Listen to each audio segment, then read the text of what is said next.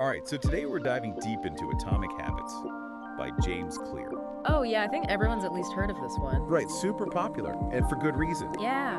But we're going beyond just like the surface level stuff. Yeah. We've got all our notes, highlights, really digging into the nitty gritty of how these tiny changes can actually transform your life.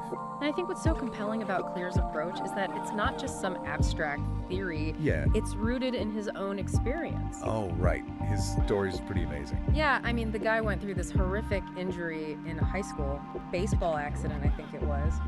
Couldn't even walk properly for a while, and he ended up becoming an academic All-American. Wow. So when he talks about the power of small changes, it's coming from a place of real lived experience. Okay, so Atomic Habits. The basic idea is that these tiny tweaks we make in our daily lives, stuff that seems insignificant at first, Right. they compound over time, leading to massive results. Like, it's almost exponential, the way those small changes add up. But I think we've all tried to form good habits at some point, and it's tough.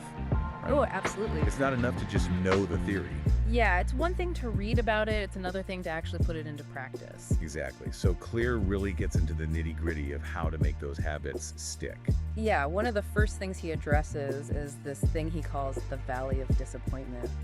Ooh, that sounds ominous. It is in a way because it's that initial phase when you're putting in the work, you're consistent with your new habit, but you're not really seeing any tangible results yet. Ugh, yes. I've been there so many times. It's so tempting to give up at that point because you feel like you're just spinning your wheels. Totally. Like, I remember when I was trying to get back into running after I'd taken some time off. Oh, yeah. I was so out of shape. I could barely run a mile without feeling like I was gonna collapse. Oh, I feel that. And for weeks, it felt like I wasn't making any progress. My pace was still slow. I was still winded. Ugh, it's so discouraging. It is. But Clear's point is that those early efforts aren't wasted. They're actually laying the groundwork for what he calls the plateau of latent potential. Okay, so explain that plateau of latent potential. It's like you're storing up energy, making those tiny improvements that aren't visible yet, but they're building up, and then suddenly you break through to a new level. Like, it seems like this overnight success, but really it's all those small efforts finally paying off. Exactly. But here's the thing, staying consistent through that valley of disappointment. Right, that's the hard part. It is, which is why Clear emphasizes focusing on systems instead of goals. Wait, hold on. I feel like this is about to challenge a fundamental belief I have. Maybe, but it's worth considering. Okay, what's wrong with good old-fashioned goal setting? Everyone always says set goals. Set goals. Right, but Clear makes a compelling case for why goals can actually be kind of a trap. Okay, I'm listening. Well, for one thing, what happens once you achieve a goal? You celebrate, you set a new goal. Right, but a lot of people hit that milestone and then they're like, now what? Huh. Yeah, I guess I can see that. They've been so focused on that one specific outcome Right. that they haven't really thought about what comes next, or they feel kind of empty. It's like you climb the mountain, you reach the summit, and then you realize you haven't figured out how to get back down. Exactly. And another problem is that goals can make us delay happiness. Okay, how so? It becomes this I'll be happy when syndrome. Like, I'll be happy when I lose 10 pounds, or I'll be happy when I get that promotion. Yeah, exactly. But what about being happy now? Right, and that's what Clear argues for. He says we should focus on building systems on the process, not just the outcome. So it's not about ditching goals altogether, it's about shifting the focus to the how, not just the what. Exactly, it's about those daily habits, those small actions that ultimately drive the results. Okay, so instead of fixating on losing 10 pounds, you create a system of healthy eating and exercise. Right, something sustainable that Yeah. you can stick with long term. Okay, this is making sense. And then the results kind of take care of themselves. It's almost like a side effect. I like that. Yeah, and to really understand how to build these systems, Clear breaks down the science of habits. Yeah, he talks about this 4-step pattern, right? Cue, craving, response, reward. It's like the habit loop, and understanding it is crucial for changing our behavior. So the cue is like the trigger, the thing that sets the habit in motion. Exactly. It's a signal that predicts a reward. Back in the caveman days, it was stuff like the smell of food, the sight of danger. Basic survival stuff. Right, but our modern world is flooded with cues. It's not just basic needs anymore. Oh, for sure. Like, our phones are constantly buzzing with notifications. Right, and those notifications are designed to trigger craving cravings, the desire for that hit of dopamine. It's like they're hijacking our brain's reward system. They are. It's super clever, but also kind of scary when you think about it. So the cue sets the stage. Yep. The craving provides the motivation, and then comes the response, the actual habit itself. Yeah, whether it's checking your phone, eating a cookie, going for a run, whatever the behavior is. And then the reward is what reinforces the whole loop, making you more likely to repeat the behavior in the future. Right, and the thing is, a lot of our habits are unconscious. We do them on autopilot without even thinking. That's why Clear talks about the habit scorecard, right? Exactly. It's about bringing those unconscious habits to light, making them conscious. So we can choose to change them if we want. Exactly. He suggests just writing down everything you do in a day, from the moment you wake up to the moment you go to sleep. Wow, even little things like brushing your teeth, scrolling social media, it all goes on there. It all goes on there. It seems simple, but it's actually really eye-opening. I bet you start to realize how much you're doing on autopilot. And then you can start to ask yourself, are these habits serving me or are they holding me back? It's a good question to ask yourself, for sure. Yeah, and once you've identified your habits, that's when you can start thinking about how to change them. And Clear talks a lot about environment design, right? Like how our surroundings influence our habits. Oh, absolutely. He argues that our environment is constantly cueing us to act in certain ways. Like how grocery stores put the tempting stuff at eye level. Exactly. It's all designed to trigger those impulse buys. I know I've fallen for that countless times. Yeah, me too. But the good news is we can use environment design to our advantage. Okay, so how do we do that? One strategy Clear talks about is resetting the room. Okay, what's that? It's basically prepping your environment for the next action you want to take. So if you want to read more, you make sure there's a book on your nightstand. Right, or if you want to cook healthy meals, you have fresh ingredients prepped and visible in the fridge. It's like you're reducing friction, making the desired behavior the easiest option. Exactly. You're not relying solely on willpower, you're setting yourself up for success. That's smart. It is, and it can be surprisingly effective. Even small tweaks to your environment can make a big difference. So it's not just about our internal motivation, it's also about shaping our external world to support our goals. Absolutely, and speaking of making things easier, Clear has this great concept called the 2-minute rule. Oh yeah, I've heard of that, but tell me more. It's deceptively simple. The idea is that any new habit can be scaled down to something that takes less than 2 minutes to do. Okay, so instead of saying, I'm going to write a book, you start with, I'm going to sit down and open my laptop for 2 minutes. Exactly. Or if you want to start meditating, you just commit to 1 minute of focused breathing. It's like tricking your brain into getting started. It is. And once you overcome that initial inertia, it's so much easier to keep going. I love it. It takes the pressure off, makes it feel less overwhelming. Yeah. And then once you've mastered that 2-minute version, you can gradually increase the duration or intensity.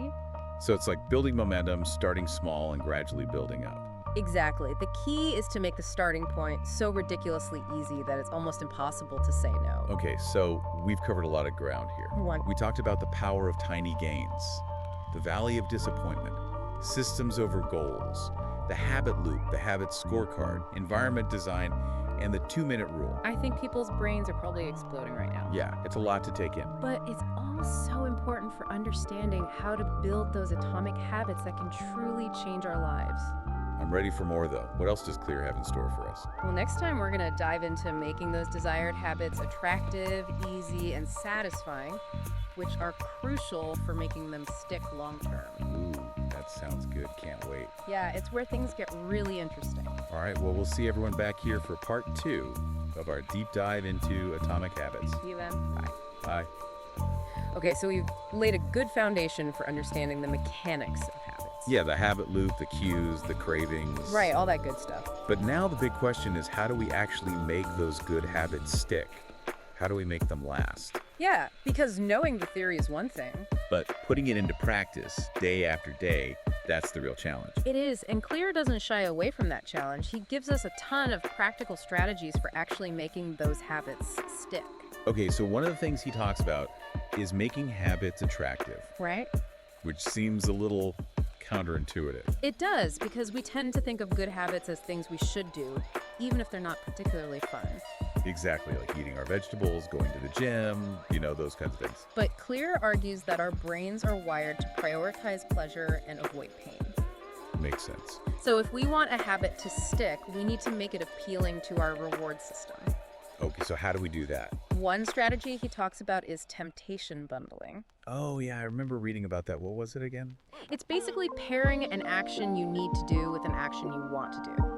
So, like, I could only let myself watch my favorite show while I'm on the treadmill. Exactly. Or you could only listen to your favorite podcast while you're doing housework. I like it's like you're bribing yourself to do the less enjoyable task. You are, but it's a smart bribe because you're tapping into your brain's natural desire for immediate gratification. Right, you're hacking your own reward system. Exactly. And Clear also talks about how environment design plays a role in making habits more attractive, right? Well, absolutely. He gives this fascinating example of the Polgar sisters. Who were they? They were these chess prodigies, all three of them. Right. And they were all trained by their father from a very young age. And their father basically created an environment where chess wasn't just a hobby, it was their whole life. Yeah, they were surrounded by chess books. They played against each other constantly. It was like their world revolved around chess. And they all became incredibly successful, right? They did. All three of them became grandmasters. Wow. So it's not just about talent or willpower. Right. It's about shaping your environment to make the desired habit the most appealing and accessible option. So if we want to read more, we should make sure our living spaces are filled with books, not just tucked away on a shelf somewhere. Exactly. Or if you want to eat healthier, make sure your fridge is stocked with fresh produce. Right, not junk food. Make it easy to make the good choice. Okay, this is all making sense. Good. So we've talked about making habits attractive. Right. But Clear also emphasizes the importance of finding your zone of genius. Yes, this is one of my favorite concepts in the book. Okay, tell me more about this zone of genius. What is it exactly? It's the idea that we all have these natural abilities, these inclinations, these areas where we excel. Okay. And Clear argues that our efforts are amplified when we focus on those areas where we naturally shine. It's like we all have this unique set of skills and talents, and we need to figure out what those are. Right, and then leverage them to our advantage. So it's not just about working hard, it's about working smart. Exactly. It's about figuring out where your efforts will have the biggest impact. And where you'll find the most satisfaction, I would imagine. Oh, absolutely. Clear says that when you're operating in your zone of genius, work feels less like a chore and more like a flow state. I love that it's like you're in the groove, you're energized, time flies by. And you achieve a higher level of mastery. This makes me think of those people who seem to effortlessly excel in certain areas, like they've found their calling. And their passion fuels their success. Exactly, but how do you actually figure out what your zone of genius is? It's a process of self-discovery. It often involves trying different things, experimenting, paying attention to what energizes you and what drains you. What lights you up? What you could do for hours without getting bored. Right, and it's also about recognizing your weaknesses, those areas where you might struggle. Okay, so it's not about avoiding those areas altogether. No, it's about being strategic in how you approach them. Right, like maybe delegating those tasks to someone else. Or finding ways to make them less painful. Okay, so finding your zone of genius is about playing to your strengths and mitigating your weaknesses. And finding that sweet spot where your talents and your passions intersect. I love that, but I think it's also important to acknowledge that not all habits are inherently enjoyable, even if they're in our zone of genius. Absolutely. Like even the most successful people have to do things they don't love. Right, that's where discipline and consistency come in. But Clear offers some interesting strategies for making even those less enjoyable tasks more palatable. Right, he does. Remember the 2-minute rule we talked about earlier? Yeah, making the starting point so easy that it's almost impossible to say no. Exactly, and he also talks about the importance of making habits satisfying. Even if the reward isn't immediate. Right, he says, what is immediately rewarded is repeated, what is immediately punished is avoided. So we're back to that idea of tapping into our brain's reward system. We are. But how do we make a habit satisfying if the payoff isn't immediate?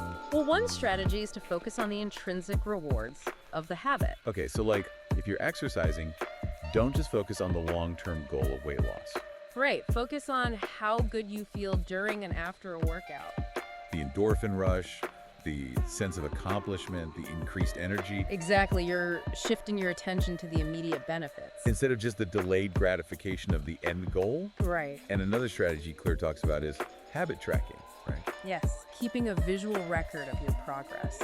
I've found it to be really helpful. There's something so satisfying about checking off a box on a calendar or seeing a streak of successful days. It's a powerful motivator, especially when you're feeling discouraged. It's like a visual reminder of your commitment. And your progress, no matter how small. And Clear also talks about the importance of accountability. Oh, absolutely. Having someone to answer to can be a huge motivator. He tells that story about Brian Harris, the entrepreneur who wanted to lose weight. Oh, yeah. He created this elaborate habit contract with his wife and his trainer. Wait, remind me what it was again. He had to pay his trainer money if he missed his targets, even more money to his wife if he didn't weigh himself. Wow, those are some high stakes. They were, and if he skipped his sprints, he had to wear his rival college's hat for the rest of the quarter. No way. Yeah. That's hilarious, but I guess it worked. It did. He lost the weight. He knew that someone else was watching, and that made him more likely to follow through. Of course, not everyone needs to go to those extremes. Right. But the principle is sound. Having someone to check in with, to share your progress with, can make a big difference. It's like having a cheerleader in your corner. I like that. Someone who believes in you and wants you to succeed. Okay, so we've talked about making habits attractive, finding our zone of genius, making them satisfying, using accountability. It's all connected. It is, but there's still so much more to explore, right? Oh yeah, we haven't even touched on the Goldilocks rule yet, or the importance of embracing boredom. Ooh, those sound intriguing. We'll get to say those for next time. We will. But for now, I think we've given our listeners plenty to chew on. We have. It's a lot to digest. But it's also valuable for understanding the power of atomic habits. Absolutely. These are the principles that can truly transform our lives. I'm excited to keep learning more. Me too. So we've talked about making habits attractive, finding that zone of genius, all these amazing strategies from Atomic Habits. It's a really rich text. It is, and I think one of the things that really sticks with me is this emphasis on the long game. Oh, absolutely. It's not about quick fixes, it's about building systems that compound over time. Yeah, but let's be real. Our brains are wired for instant gratification. That's the challenge, isn't it? It is, so how do we bridge that gap? How do we stay motivated when the rewards seem so far off? Well, Clear offers some really insightful strategies. Remember, temptation bundling? Yeah, pairing something you want to do with something you need to do. Exactly. It's a way to tap into that immediate reward system to make the process more enjoyable. I love that idea. And he also talks about habit shaping, which is another powerful tool. Okay, habit shaping. Remind me what that is again. It's all about starting small, like ridiculously small. Okay. He calls it the 2-minute rule. Right. Scale down the habit to something that takes less than 2 minutes. Exactly. So instead of saying, I'm going to write a novel, you say, I'm going to sit down and open my laptop for 2 minutes. Or instead of committing to an hour-long workout, you just focus on putting on your workout clothes. Precisely. The key is to remove all barriers to entry, to make the starting point so easy that you can't say no. I love that it's like tricking your brain into getting started. It is. You're creating momentum. And once you have that momentum, it's much easier to keep going. It's like that saying, well begun is half done. Exactly. So you're not just making the habit easy to start, you're also making it satisfying to continue. And that's crucial because our brains are wired to seek pleasure and avoid pain. Right. So we need to associate those good habits with positive feelings. Whether it's checking off a box on a habit tracker, listening to your favorite music while you work out, or rewarding yourself with a healthy treat. I think a lot of us fall into the trap of thinking that good habits have to be unpleasant, that we have to suffer through them. Oh yeah, that's the old no pain, no gain mentality. But Clear's approach is so much more empowering. It's about finding ways to make those habits enjoyable. So we actually look forward to doing them. That's the key, because if you enjoy it, you're way more likely to stick with it. And this brings us to one of the most profound ideas in the book. The idea that our habits shape our identity, and our identity shapes our habits. It's a powerful feedback loop. It is. Can you unpack that a bit more? Well, think of it this way. Every time you perform a habit, you're casting a vote for the kind of person you want to become. So if I consistently make healthy choices, I'm reinforcing the identity of a healthy person. Exactly. And if you consistently show up on time and meet your deadlines, you're reinforcing the identity of a reliable and responsible person. It's like we're literally building ourselves habit by habit. We are, and the more we embody a particular identity, the more likely we are to act in ways that are consistent with that identity. It becomes a self-fulfilling prophecy. Exactly. But this can also work against us, right? Like, we can get stuck in these identities that limit us. Absolutely. Clear talks about how we can become so attached to a particular identity that we resist anything that challenges that identity. So someone who sees themselves as a non-creative person might avoid anything that involves art or self-expression. even if they secretly long to explore those areas. That's why it's so important to cultivate a growth mindset, to be willing to challenge those limiting beliefs we have about ourselves. To be open to the possibility that we're capable of more than we think we are. And that's where atomic habits come in. They're not just about changing our behaviors, they're about changing our beliefs about ourselves. And ultimately, that's what leads to real transformation. This has been such an amazing deep dive. I feel like we've barely scratched the surface. There's so much more to explore. But I think we've given our listeners a great starting point. I hope so. So, as we wrap up, what's one key takeaway you want our listeners to remember? I think the most important thing is to remember that change is possible. No matter how small the steps we take. Exactly. Start with one tiny habit, make it obvious, attractive, easy, and satisfying. And watch as those small changes ripple out and create a cascade of positive transformation in your life. This has been such a thought-provoking exploration of atomic habits. I know I'll be thinking about these ideas for a long time to come. Me too. It's a book that really stays with you. And I highly recommend it to everyone listening. It's a game changer. Absolutely. It's a must-read for anyone who wants to improve their lives in any way. Well, that's all the time we have for today, but thank you so much for joining us for this deep dive into atomic habits. It's been a pleasure. And until next time, keep experimenting, keep learning, and keep growing. And keep building those atomic habits. We'll see